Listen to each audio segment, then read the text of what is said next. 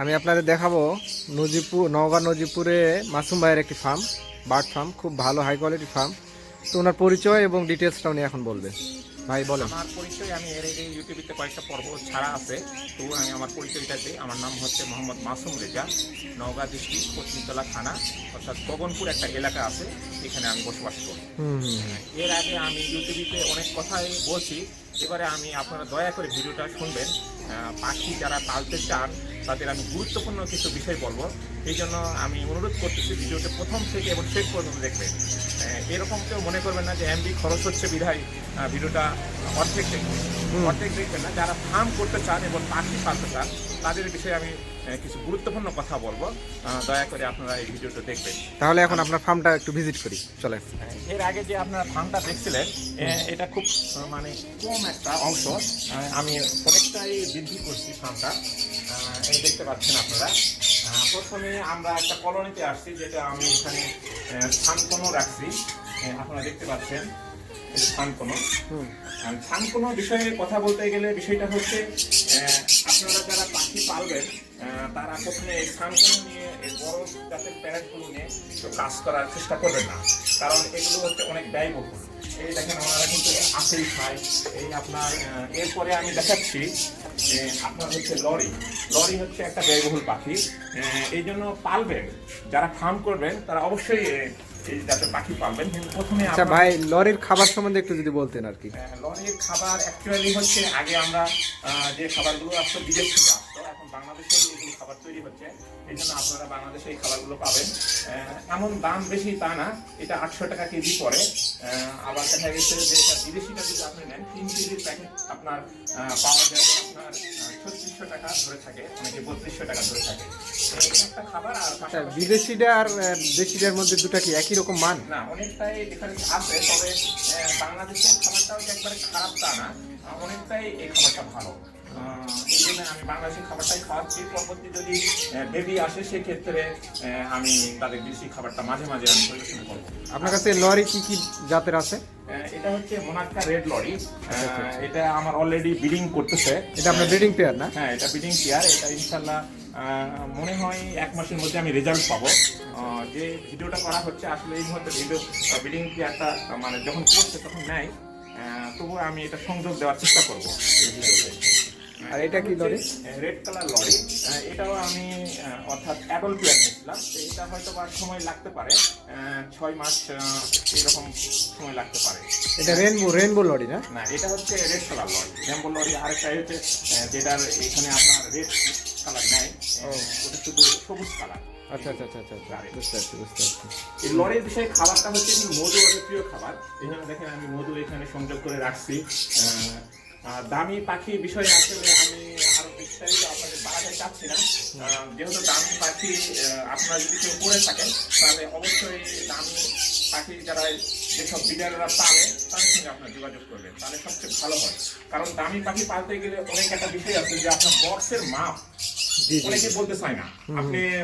আপনি একটা অযথা একটা বক্সের মাপ দিবেন, যেমন ছোট বক্স মাপ দিবেন, এই পাখিটা ঢুকবে না। এই জন্য ব্রিডিং করাটা খুব এদের জন্য ডিফিকাল্ট। এই জন্য কেউ যদি দামি পাখি পালতে চান তাহলে অবশ্যই বিডারের কাছে যাবেন। বিডারের কাছে যায় বলবেন এবং তাদের পরামর্শ নেবেন যে আসলে উনি কিভাবে বক্স সেট আপ দিচ্ছেন, কিভাবে খাদ্যটা দিচ্ছেন, মানে খুঁটিনাটি বিষয়ে সবকিছু আপনার জানতে হবে, নাহলে ওনারা কিন্তু ব্রিডিং মোডে যাবে না। এই জন্য আপনারা দামি পাখি যারা পালবেন অবশ্যই আমি অনুরোধ করবো তাদের বিড়ালের কাছে যোগাযোগ করবেন। আপনার ফার্মে পাখি কি কি আছে? আমার ফার্মে আমি এর আগে অনেক ভিডিওতে প্রচার করেছি। আমি ঘুঘু করতাম, বাজারিকা করতাম, তারপরে আপনার হচ্ছে কবুতর করতাম, এগুলো গোল্ডেন ফিস করতাম। এগুলো আমি করে আসে আমি এখন কিন্তু মানে শক্ত জাতীয় পাখি। আপনার পাখি সিলেকশন একটা ব্যাপার আছে। আপনি নেটে দেখলেন পাখি ভালো লাগলো সবথেকে কিনে ফেলালেন তা না, পাখিটাকে জানতে হবে আপনার ওয়েদার এই পাখিগুলো অ্যাডজাস্ট করছে কি না, সব কিছু বিষয়ে আপনাকে জানতে হবে। জানার পরে পাখিটা সিলেকশন করতে হবে। আপনি যদি ভুল সিলেকশন করেন তাহলে আপনি আগায় নিতে পারবেন। আমি যেমন গোল্ডেন ফিস নিয়ে আগাইতে চাইছিলাম, এটা আমাদের ওয়েদারের জন্য না, এটা ঢাকা যারা এই সাউথ বেঙ্গলে যারা বসবাস করতেছে তাদের জন্য। যেহেতু আমি নর্থ বেঙ্গলে অবস্থান করতেছি সেহেতু আমি গোল্ডেন ফিস নিয়ে কাজ করাটা আমি মোটেও ঠিক করেছি। এই জন্য আপনারা পাখি সিলেকশন করবেন অবশ্যই মানে চিন্তা ভাবনা করে সিলেকশন করবেন যে নর্থ বেঙ্গলে আমি পাখি ফার্ম করবো তাহলে কী ধরনের পাখি আমাকে এখানে এই ওয়েদার অ্যাডজাস্ট করা যায়। আর সাউথ বেঙ্গলে যারা করতেছে তাদের ব্যাপারটা কি, মানে আপনি নেটে দেখে উৎসাহিত হবেন না যে পাখিটা ভালো লাগলো ওই পাখিটা নিয়ে আমি কাজ করবো, তা না। যেমন রিং নেট আমি পাশে দেখাবো, আমি কাজ করতেছি পাশে আমি দেখাচ্ছি আপনার ভিডিও করতে পারছি অনেকেই জানেন না এই পাখিটা হচ্ছে মানে কত মাসে অ্যাডাল্ট হয় বা কি হয়, মানে এই পাখিটা সাধারণত আপনার হচ্ছে 28 মাস পর্যন্ত ওনারা অ্যাডাল্ট হয়। এখন বিষয়টা হচ্ছে আপনাকে কম বয়সে পাখি দিয়ে বলতে হবে যে ভাই এটা অ্যাডাল্ট পাখি, এই পাখিটা কালার দেখে অনেকটা বোঝা যায়। ওই যে আপনার মাথার উপর কালো কালার যখন থাকে এটার বয়স কত হয় যাবে এবং ওই যে সবুজ কিছু দাগ আছে। আরে দেখেন আপনি লাভ বা টিয়া এগুলো একসঙ্গে রাখা যায়, মানে যদি আপনি হ্যান্ড ফিডিং এর বাচ্চা হয় এটা কথা বলা টিয়া আপনি মানে বাসায় ছোট বাচ্চাকে আপনি লাভ বাট অনেকে মনে করে যে ভয় পায়, সমস্ত পাখিকে আপনি মানে ফুল টেম না, টেম পাখি, ট্রেন করা পাখি আপনি ইচ্ছা করলে, আসলে আমি সময় পাই না তো এই জন্য আমি অত পাখিকে আসলে ট্রেন করার সময় পাই না। আসলে এটা একটা সময়ের ব্যাপার। যারা ছোট বাচ্চা আছে তাদেরকে হাতে তুলবে, মানে এত এরা পোষ মানে এবং এত সুন্দর কথা বলে, এরা ডান্স দেয় অল টাইম, মানে এই জন্য আমার লরি আমার খুব প্রিয় পাখি একটা। এই যে দেখেন এই ডান্স দেয়, এরা কথা বলা শিখালে মানে এক পিস যদি আপনি পাখিকে আপনি রাখেন ওরা মাথায় তুলবে, যে কথা বলা শিখাবেন সেই কথাগুলোই ফেলাম তারা বলা শিখবে। এই পাখিগুলো এটা খুব একটা ফিজিক্যালি পাখি, মানে এগুলো দামি পাখি। এই পাখিটা আমার প্রায় রেটের বিষয়ে আমি বলতে চাচ্ছি না, তো আমি এটা 1,10,000 টাকা আমার পাখিটা কিনা। এই পাখিটা আমার বাইরের পাখি না, কোন দেশের পাখি ভাই এটা? এটা হচ্ছে আফ্রিকানি, এটা আমেরিকান থেকে সাউথ আমেরিকা থেকে আসে এই পাখিগুলো, বিভিন্ন দেশে ঘুরপাক খায়, বিভিন্ন ফার্মে খাওয়ার পরে পাখিগুলো আসে। এটাও যদি আমার ব্রিডিং করতেছে, আমি আগে ভিডিও একটা দেখাবো, আমি ব্রিডিং করতেছি, আমার ফেসবুকে দেওয়া আছে, এটা হয়তো ব্রিডিং করবে। আর এটা আপনার লাভ বার্ডের টেম, এই যে লাভ বাটের এই দেখেন এই বাচ্চাগুলো আমি কিন্তু এখনো সেল করবো না, এই বাচ্চাগুলো আমি নিয়ে এখানে রাখছি, এটাকে আরো আমি 2 মাস পর্যন্ত রাখবো। 2 মাস করার পরে এই বাচ্চাগুলোকে একটু বড় করবো, আবার পর 1.5 মাস করার পরে একটা সাইজে নিয়ে আসবো, তারপরে আমি সেল করবো। কারণ এই ছোটো বাচ্চাগুলো দিয়ে দেখা যাচ্ছে অনেক সময় একটা বিরাট প্রবলেমে পড়তে পারে, এই জন্য আমি ছোটো বাচ্চা সেল করি না। অনেকে বলে যে ছোটো বাচ্চা দেয়, আপনারা নিউ অ্যাডাল্ট বা অ্যাডাল্ট জাতীয় পাখি সেল করবেন। আর এটা তো 6 মাসই প্রোডাকশন করে, আপনার এত চিন্তার কারণ নেই যে এই পাখিটা, অনেকেই বলে যে 1 বছর, 1 বছর কোনো সময় লাগে না, সেটা আমি চ্যালেঞ্জ করতে পারি। আপনার 6 মাসে আমার পাখি কিনতে হবে। আর ককাটিলের ক্ষেত্রেও যেটা আমি বলছিলাম যে অনেকেই বলে যে ককাটিল নাকি 10 মাস লাগবে, আমার কলোনি থেকে আমি এটা বলি যে 7 থেকে 8 মাস সময় লাগে। 7 থেকে 8 মাসের মধ্যেই আমার কলোনিতে আমি দেখছি যে তারা, আমরা অলরেডি একটা বক্সে কিন্তু ঢুকে গেছে লরি। হ্যাঁ এটা বক্সে ঢোকে, মানে এটা অলরেডি ব্রিডিং করেছে। আমি এটা ব্রিডিং করতেছি, আপনাদের আমার মোবাইলে আছে, আমি দেখাচ্ছি। উনি যেহেতু সরাসরি ভিডিও করতেছে, আমি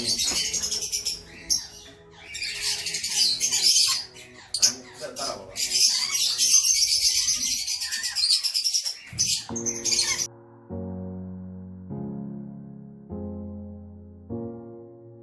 আড়াল জাতীয় জায়গায় এটা উৎপাদন করাটা খুবই ভালো।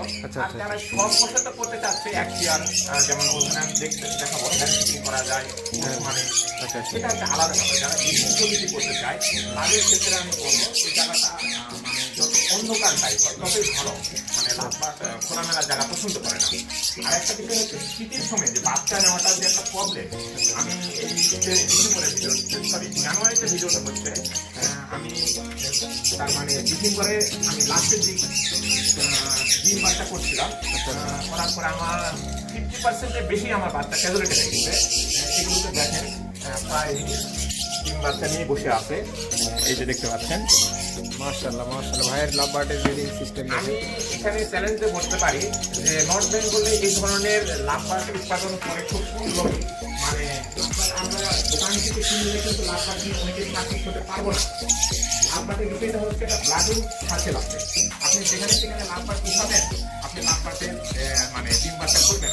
আমি প্রায় হারিয়ে দেখাতে পারবো, এগুলো দেখেন এই যে বাচ্চা নিয়ে বসে আছে, এই যে শীতে বাচ্চা অলরেডি মারাই গেছে, আমি দেখতে পাইনি, হাড়িতে কাপ দিচ্ছি, মনে হয় বাচ্চা এখানে একদম দেখে মরে আছে। না মরেনি তো। আর এখানে একটা দুর্গন্ধ আছে, এখানে দুইটা বাচ্চা আছে মাত্র, কেটে গেছে। এইরকম মানে অনেকেই দেখা যাচ্ছে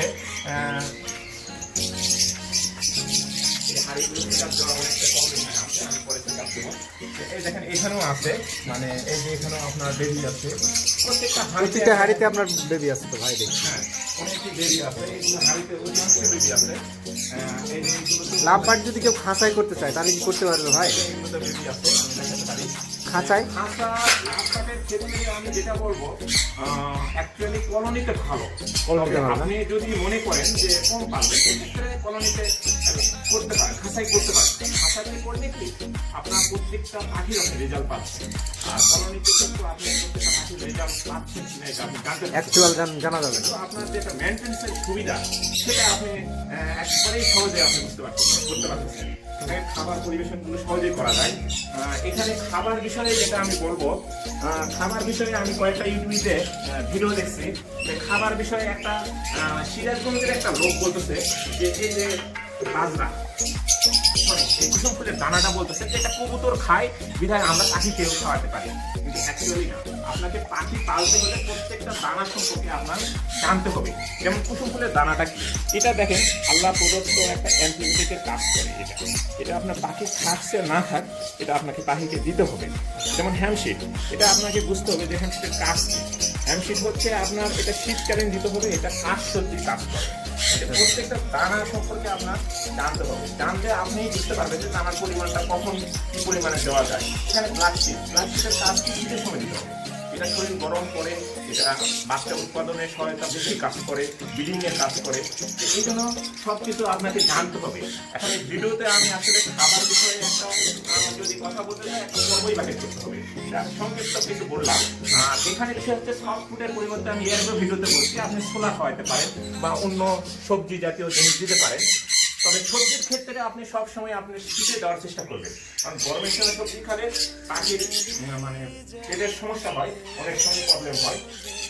এখানে গ্রিডের ব্যাপারে আছে।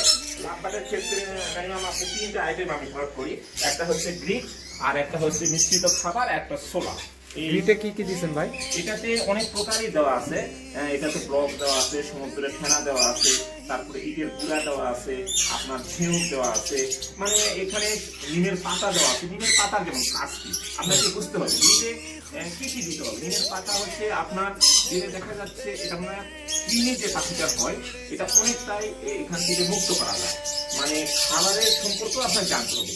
পাখি আপনি পালতে গেলে প্রত্যেকটা বিষয়, ছোটখাটো বিষয় আপনাকে জানার পরে কাজ করতে হবে। আপনি জানলে কাউকে জিজ্ঞেস করা আর প্রয়োজন মনে করবেন না। এই জন্য আপনার এই যে বাচ্চা নেওয়া বা বীজ পাড়া পাখি মানে সহজে আপনি করতে পারবেন। তো আপনি এই যে কলোনি সিস্টেমে সাকসেস কেমন মনে হচ্ছে? আমি কলোনিতে লাভবার্ডের ক্ষেত্রে অনেকটাই সাকসেস, মানে এত সাকসেস যে ভাষায় প্রকাশ করা যাবে না। আমি অনেক ডিম বাচ্চা পাই, এই জন্য আমি বছরে আপনার কয়বার ডিম বাচ্চা পান? এটা বছরে সাধারণত আমি 3 থেকে 4 বার পাই। অনেক সময় 3 বারও হয়, অনেক সময় 4 বারও হয়। তবে অনেক সময় যেমন শীতে আমার প্রচুর বাচ্চা মারা গেছে এবারে হাঁড়িগুলোতে, অধিকাংশ হাঁড়িতে, এগুলো সম্পূর্ণ হাঁড়িতেই বাচ্চা ছিল। এই যে বাচ্চা অনেকটাই বড় হয়ে গেছে, এটা যেহেতু একবারে শীতের- 4টা বাচ্চা, হ্যাঁ, বাহ শীতের আগে মাশাআল্লাহ মাশাআল্লাহ ভাই, তো ভালো ভিডিও আমি সাকসেস। 4টার বেশি বাচ্চা নিই না। এটার বিষয়ে একটা কথা বলবো যে আপনি 5টা ডিম পারলেও আপনি 5টা নেবেন না, একটা ফেলে দেবেন, দিয়ে আপনি 4টা নেবেন। লাভবার্ড সর্বোচ্চ কয়টা ডিম দেয় ভাই?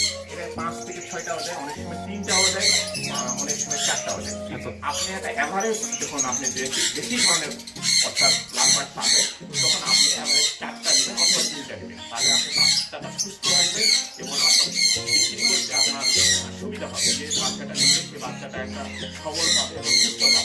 আপনি নিজের লাভের জন্য শুধু আপনি বাচ্চা বেশি নেবেন, সেক্ষেত্রে বাচ্চা আপনার দুর্বল, যে জন্য আপনি নিজের সেটা বাচ্চা দুর্বল পাবে। এটাও আপনাকে চিন্তা করতে হবে যে আমার ফার্ম থেকে পাখিটা করবো, আমি সফল করবো এবং গাছে দিব, আমি পাখিটা খেয়ে নিয়ে কাজ করতে পারি। আমার নিজের স্বাস্থ্যের জন্য আমি বেশি বাচ্চা দেবো, এটা করা যাবে না। এই বিষয়টা অবশ্যই খেয়াল রাখতে হবে। আর আপনি একটা সিস্টেম দেখলাম, নতুন সিস্টেম আপনার, এই যে খাঁচা করে দিচ্ছেন বাইরে লাভবার্ড গুলো যাচ্ছে, এটা কি কারণে করছেন? আমি এর আগেও ভিডিওতে বলছিলাম, এটা অনেক অনেকটা ব্যয়বহুল বিষয়। আপনারা যে প্রথমে শুরু করলে যে এরকম করতে হবে তা না। আপনি ছোটোখাটো বিষয়ে শুরু করতে পারেন, ছোটো একটা রুমের মধ্যে ওয়েদার পয়েন্ট ছাড়াও কাজ করতে পারেন। এটা আপনি পরবর্তী যদি প্রোডাকশন বেশি হয়ে যায়, আপনার সৌতন্যতার ক্ষেত্রেও আপনি করতে পারেন। পাখিকে অনেকটাই যেমন রৌদ্র পাচ্ছে, শীতের সময় ভিডিও করা হচ্ছে, পাখিকে অনেকটাই রৌদ্র দেওয়া হচ্ছে। এই রৌদ্রতে অনেকটাই ওরা প্লাস পয়েন্ট থাকে ওদের জন্য। এবং বাইরের ওয়েদারটা